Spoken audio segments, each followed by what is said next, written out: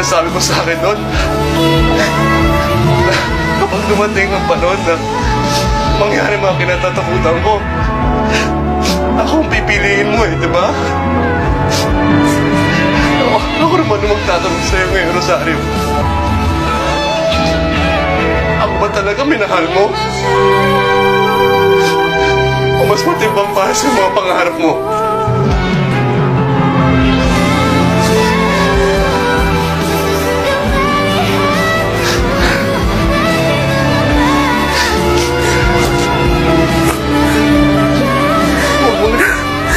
Magtatanong sa akin kung gaano kita kamahal. Dahil sa pagbibigay ko sa'yo ng kalayaan mo,